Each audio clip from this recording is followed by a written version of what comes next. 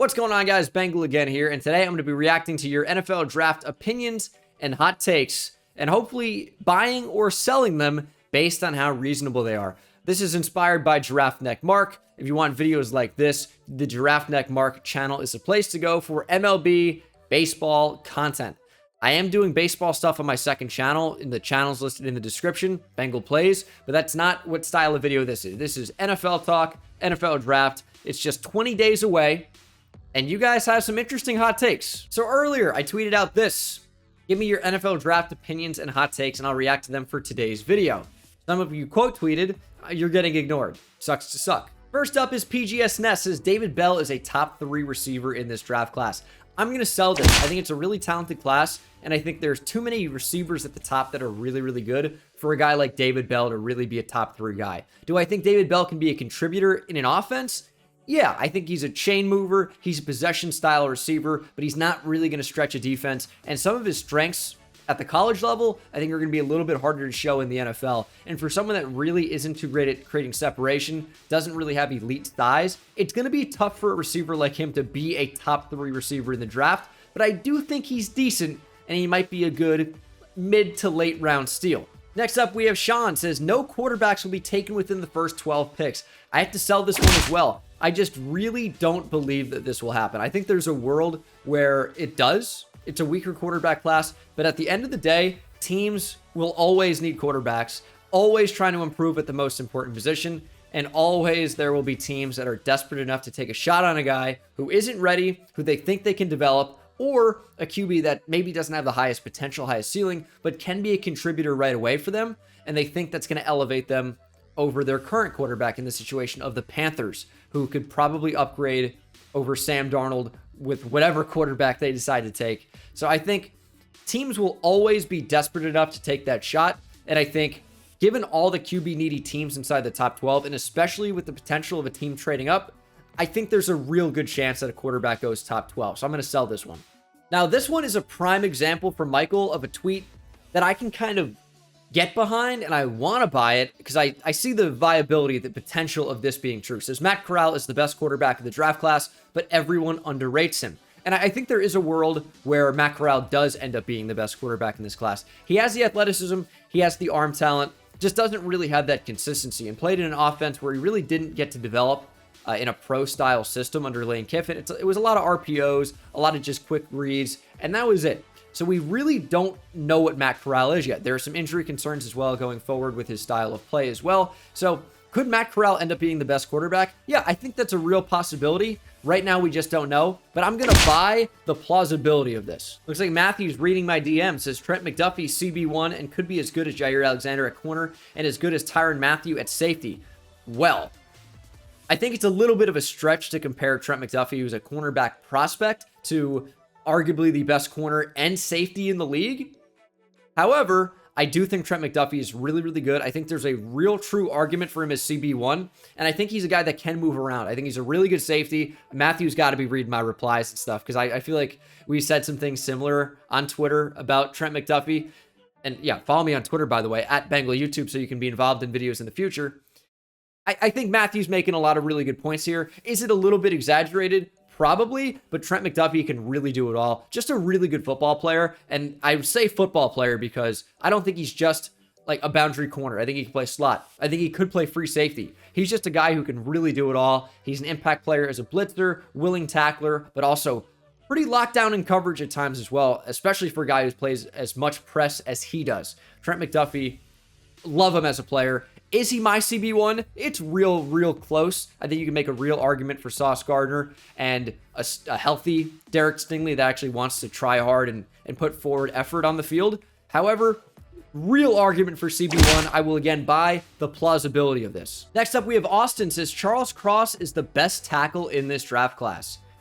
And Austin, I think given the right offense, yes. Now, would I have Charles Cross as number 1?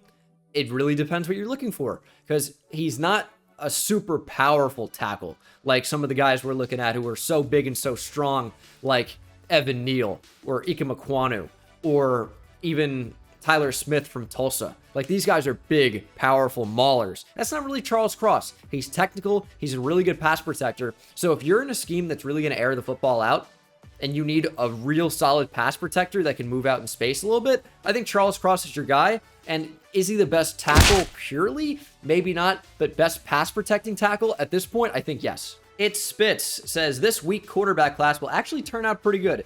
And I do think there could be some truth to that, as usually the quarterbacks that aren't really supposed to go that high end up falling a little bit. Guess what? They end up going to better situations a lot of the time. And that's not always the case. Some teams will trade back. Some teams will take quarterbacks real early. But if a team like the Steelers, who need a quarterback and are picking at 20, they get a quarterback to follow them. Well, the Steelers are a really well-run organization, and they're pretty good at developing talent. And we don't really know what they can do at quarterback, as they really had Big Ben for the past near 20 years. But I think there's a chance where this is true, because a lot of these guys are going to better situations, and that's better, more well-run teams with more weapons around them. I think there's a chance that this is true purely based on draft position. But quarterback is such a tough position to evaluate, because you really never know how these guys are going to develop. Well, a lot going on with that name, but we're going to call you Jackson from the @ says punter Jake Areza will go in the 3rd round. San Diego State punter / kicker. And I want to buy this. Now, I think it could be later. Definitely could be.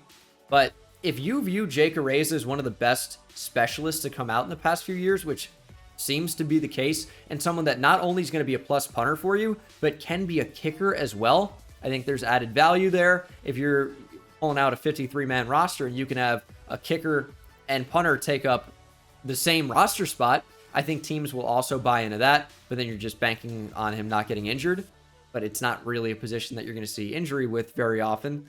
And if we see Roberto Aguayo at kicker getting drafted in the 2nd round, if we talk about Justin Tucker and how he could potentially be a 1st-round pick if you were to do a redraft, just based on how money he's been over the past few years, yeah, it's a prospect. We don't really know if he's going to ever be close to that. Probably not Justin Tucker. That's one of the best kickers in NFL history. But can Jake Areza, who offers that flexibility of potentially being a 2-position guy at kicker and punter, and he's really good at least at punting, yeah, I think there's a chance he does go in the 3rd round. I'll buy it. Carson Diggs says Daxton Hill is a top 20 prospect. Yeah, I think this is true. I think Daxton Hill's a 1st-round guy.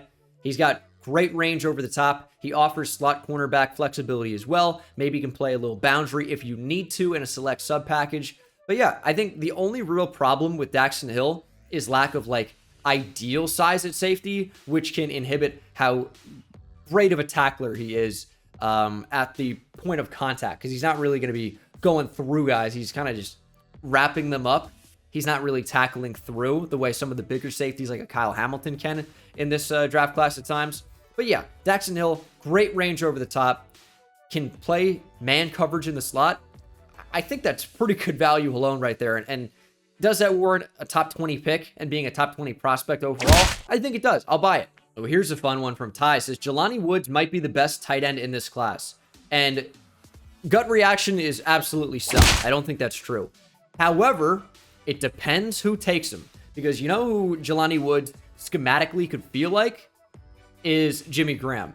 And that's not pound for pound exactly like this guy's Jimmy Graham, but they're both huge. Both 6'7", massive frames. Not the best route runners, maybe not elite hands. Jelani Woods, despite having this great 3-cone, isn't really a player who gets in and out of his breaks very quickly. He's not nearly some elite route runner, but if you look at how the Saints use Jimmy Graham, which is, you are the basketball guy. You're the red zone threat. We're going to throw the ball up to you, and if it's high enough, you can jump out the gym.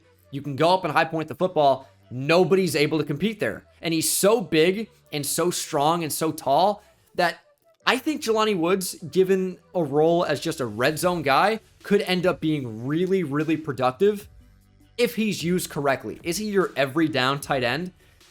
Probably not, at least not right now. You still got to try and develop him as a true tight end. But I think he could be ultra productive given the right situation.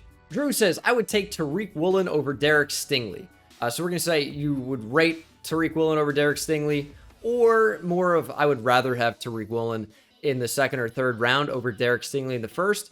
I think no to all of those. And Tariq Woolen is a fantastic athlete. He's still learning how to play corner, and he really does not have quick hips at all, which is super important in playing corner. He's really big, he's really long, tall, fast, all these things. But Derek Stingley, when he gives in his best effort and is on the field, is arguably the best corner in this draft. If you look at freshman Derek Stingley, he's unbelievable. Tariq Woolen is still so raw. It's still a big project, whereas Stingley, you at least know he can do it at a very high level. It just depends if you're actually going to see that level, but I'm selling this all day. All day. This is a really fun one. Eric taking a shot here says, in a loaded draft class at wide receiver, the best receiver from this class won't be drafted in the first round. And I'll buy the potential of this because we don't know who's going to fall out of the first round. Maybe Traylon Burks falls out. Maybe it's Sky Moore. Maybe Sky Moore goes on to have this Steve Smith senior-like career. I think there's a real chance this is true, especially with how crazy the NFL draft goes. I think the consistency of how I think John Mechie will perform in the NFL, I think that's going to be something that could lead to him having a long career. I think the potential's there. If George Pickens can reach his full potential, maybe not someone that's going to be a first-round pick. If Justin Ross ends up getting back to full health and developing the way that he was looking like he was going to at Clemson, I think there's a chance that this is true. I'll buy it. Now, would I bet on this to be true? Not necessarily, but I think there's a real good chance that this is right. Nick Van Zant says Travon Walker is wildly overrated and is at most the third best D lineman for Georgia this year. I'm going to assume you're saying in the draft, not including Jalen Carter, who's not eligible this year, but maybe. I'm going to sell this one. There's a lot of talk for Travon Walker potentially even being as high as the #1 overall pick. Here's the thing with Travon Walker.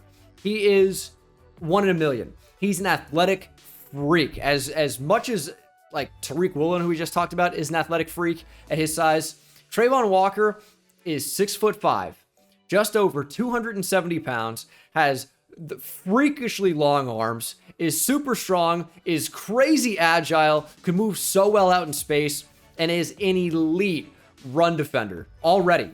The only thing you don't really know about with Travon Walker is how good is he as a pass rusher. It's kind of more of a projection. He flashes at times for sure, but it's not really all together right now as a pass rusher. But is he wildly overrated? Absolutely not. I think if you want a decent draft comparison, look at a Jadeveon Clowney, who people will label bust for no reason. Clowney was an all-pro. He was never a true elite pass rush guy, but was he worth the #1 overall pick? I think you'd say probably yes. Yes, he's been about double-digit for sacks, but never an elite pass rush guy. That's fine. Travon Walker is already a great run defender in a similar way to Clowney, even though they do it in different ways.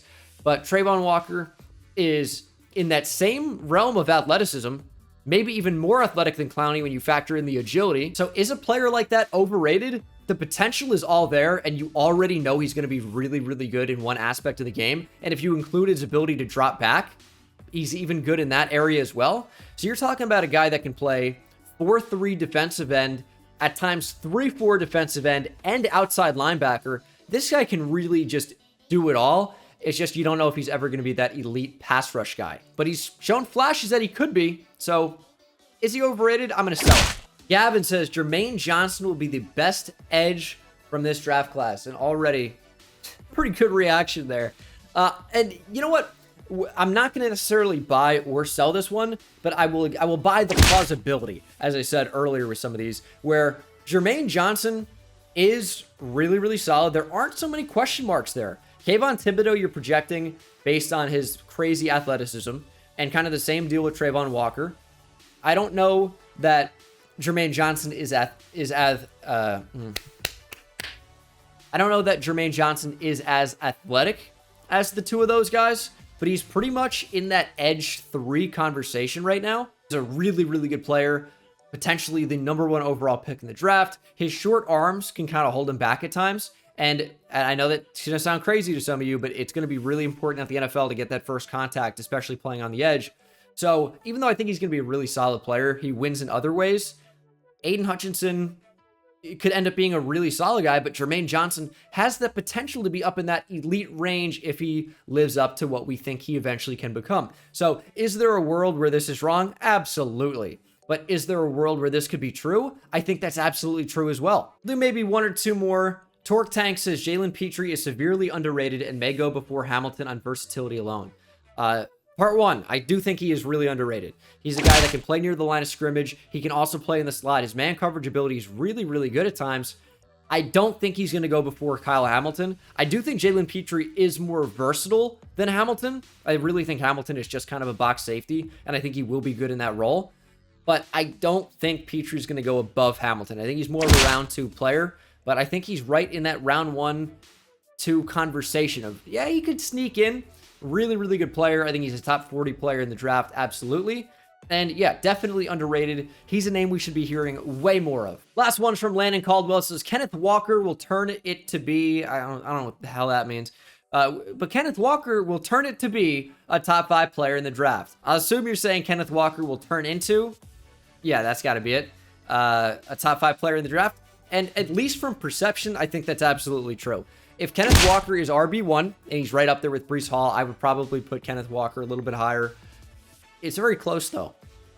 Based on perception, with how many carries he gets depending on where he goes, running backs are always valued way higher in the public eye as opposed to NFL teams. So if Kenneth Walker has this great rookie or second year and he comes out and puts up 1,200 yards, depending on how many carries he get, yeah, people are going to say he's a top 5 player in the class. So I would absolutely buy this one. I think that's absolutely true from a potential standpoint where, yeah, we're not really talking about these running backs very much because it's a replaceable position. You can find value down the board that's pushing these running backs down, but at the same time, they still could be ultra productive, and someone's going to get a steal with these running backs. There will be some good running backs in this class. I can absolutely assure you of that, and Kenneth Walker may very well be one of them.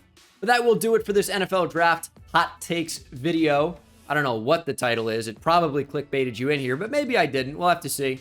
But yeah, it's based off of what people were saying. A lot of comments in there. Thank you for everyone who replied. And hopefully we'll do another one of these in the near future. So make sure you're following me on Twitter. That's at Bengal YouTube. Link, as always, is in the description. Check it out, along with my second channel for MLB The Show, baseball stuff, and my third channel for GeoGuessr. But thanks to you guys for watching the video. Hope you enjoyed, and I'll see you in the next one. Take it easy.